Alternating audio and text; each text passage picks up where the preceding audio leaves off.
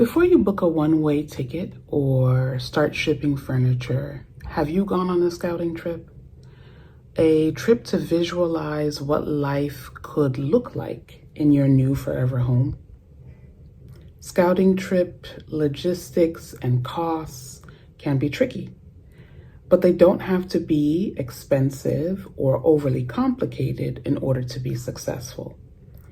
So in this video, I'm going to share some practical and economical tips on how to have a good scouting trip. I'm going to talk about when to go, how long to stay, and what to think about while you're there. So a scouting trip is exactly what it sounds like. It is a trip to see how life in a new place might actually feel. It is not a vacation. It's not a getaway. It should be a short but intentional visit to test drive your future life. And if you want to get more perspective on that, Adalia Aborisade of Picky Girl Travels has a video on this topic. Her video actually comes from the angle of what you can do if you can't do a scouting trip before moving. Roshida Dowe also has a video about scouting trips, and I'm going to link to both. That video is more about what to do in preparation for one. There are a lot of different ideas, I think, floating around about what is the best time to go on a scouting trip, as in the best time of year to go. I personally think the best time to go is actually whatever is the worst time of year for that location. So for example, I'm in Amsterdam right now, and I came in the cold, rainy fall because I figured if I love it here like this, then I'll love it year round when the weather is more favorable, or what I would consider more favorable. But I think for someone else, the worst time might mean something totally different, and that's also okay. It might be that you hate crowds, and so you want to see how a place feels like during peak tourist visit season. Or maybe you just need that energy and to be there in that energy to know if you can handle it. You want to see a place for what it really is, and not just when it's putting on its best face. In terms of where a scouting trip fits in your overall move abroad journey, I would say that depends. So some people wait, rightfully so. It's money if you're going to be visiting different places and time, until they've narrowed things down to 1 to maybe 3 locations tops. I'm not doing my scouting trip that way because I am trying to take advantage of the ability to, I would say in some ways, get a little bit more bang for my buck. So I am using a trip to Europe I was going to be taking anyway, and said, well, since I'm in Europe, let me take advantage of this opportunity to visit a couple of other places that are on my short list, which is longer right now than just 1 to 3 locations. In some ways, it may not be the most efficient to some people, but it is economical. And even though the trip is shorter, I'm still getting a taste for some places that maybe I wouldn't get a taste of otherwise. I have been to Schiphol, I think that's how you say it, airport in the Netherlands several times, but I'd never actually been in the country. And so I'm really, regardless of how this ends, I'm really grateful to have this opportunity and to come in here with that intentional lens. So now we get to the question of how long is the ideal amount of time to stay. In the previous section, I did mention I'm here for 4 days. It's actually 5. And different people have different philosophies around that, but I feel like what I've heard and seen for the most part is that 4 weeks is the ideal amount of time. And I think that that's great advice if you can swing it, but you can't always swing that. I can't swing a month. I can't swing a month in another country all the time. So my view is stay as long as you can. It's about quality rather than quantity. So when you're doing a scouting trip, again, you are being very intentional about going to this country and seeing things and you're not going to see things 100%, but you're trying to visualize what your life could be like as a resident of that place. And I think that that's a very different lens than, just going someplace to kind of check the vibe. So I think also your own background and your own comfortability with living abroad and traveling abroad will also come into play. For me, I've been traveling internationally for years. So from 2004 until 2019, thanks global pandemic, I was outside of the US for at least a month a year for all that time. And so I have context for how to respond to new places pretty quickly. And I know what I like and don't like and trust myself in that. If you're newer to travel, I would say, give yourself some more time. The goal really isn't to see it all. It really is to tune into how you feel and understand how a particular place makes you feel.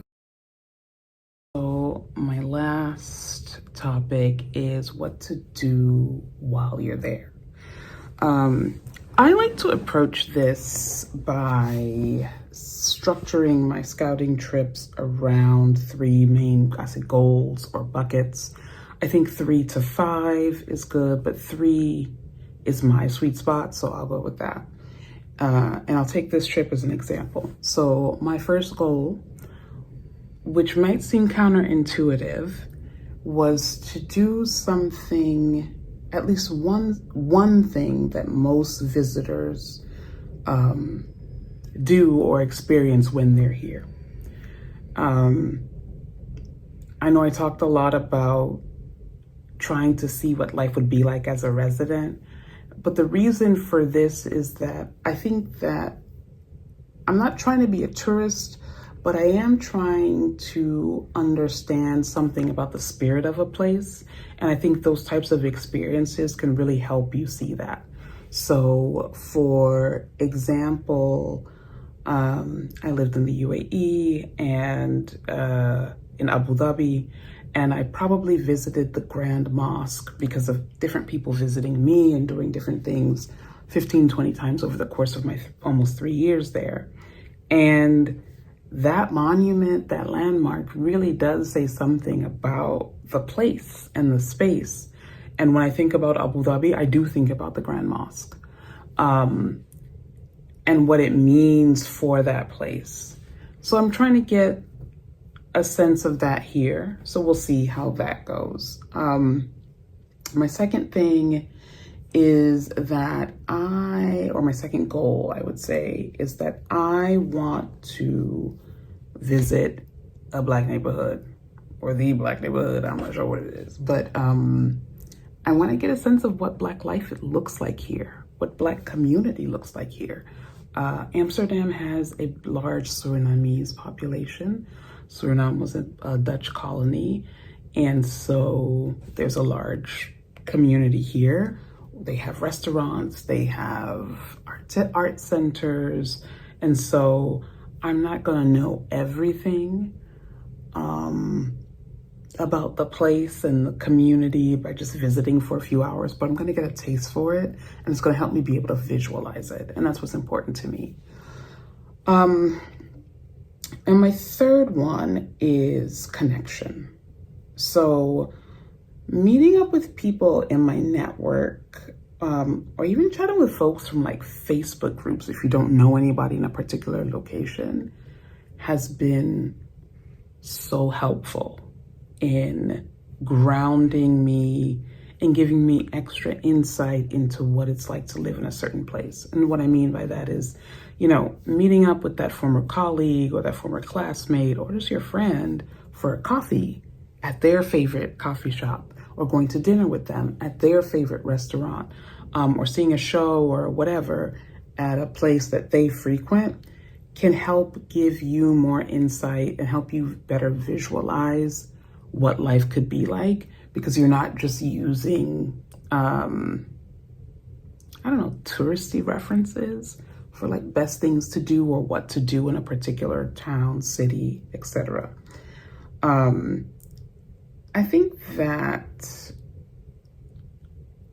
I've mentioned them before, but I would say Our Black Utopia, again, is a really great channel for what to do during scouting trips. And they have even more. They talk about even like practical things, because again, they go on the, at least 4-week structure, but they're like retired. So it's a little bit different. Everyone's situation is different.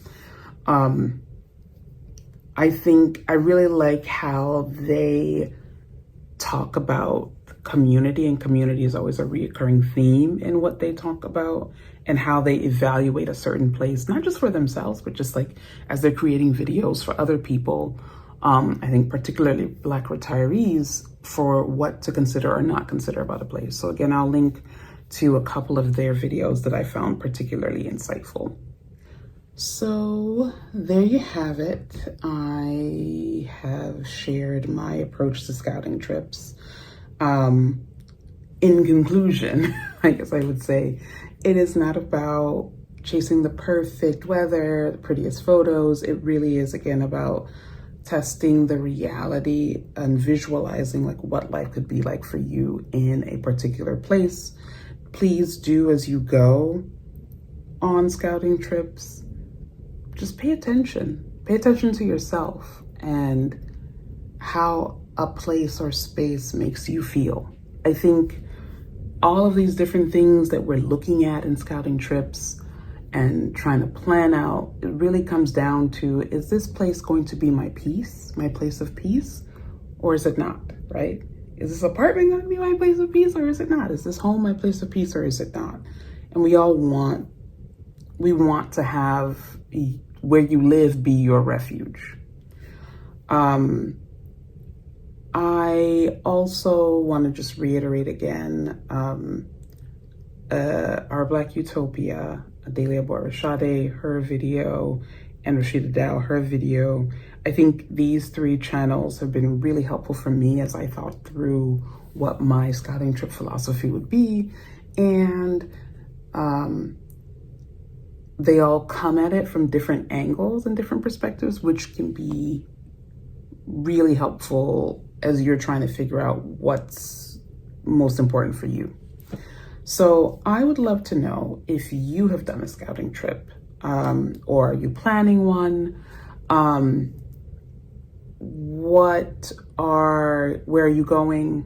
What are you learning? What have you learned? What are you hoping to learn? Please leave a comment down below. And thank you for watching, and I will see you next time. This is my view from my hotel. It's interesting. It's the train tracks, but it's kind of cool to see the trains come in. And then of course there's the water over there.